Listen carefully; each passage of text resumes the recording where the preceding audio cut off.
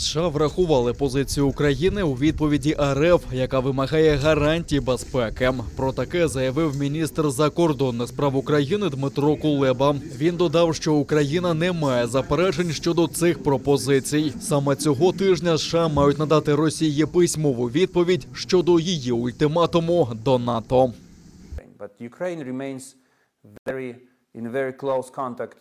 Україна підтримує дуже тісний контакт не лише зі Сполученими Штатами, а й з іншими партнерами. Обмінюється інформацією, оновлює безпекові оцінки. І немає нічого, чого не знали б наші партнери, і чого б ми не знали про поточну безпекову ситуацію на місці.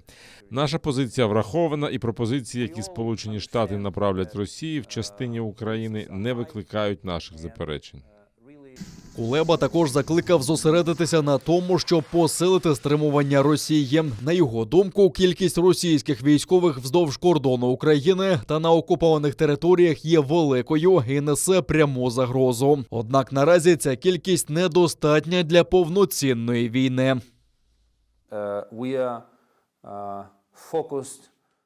Ми всі розуміємо, що ризики високі, і насправді немає значення, скільки разів на день ми нагадуємо про неминучість вторгнення чи будь-який інший сценарій. Ми маємо зосередитися на підготовці і посиленні нашої здатності стримати будь-який сценарій і будь-який тип агресивних дій, які заподіє Росія проти України.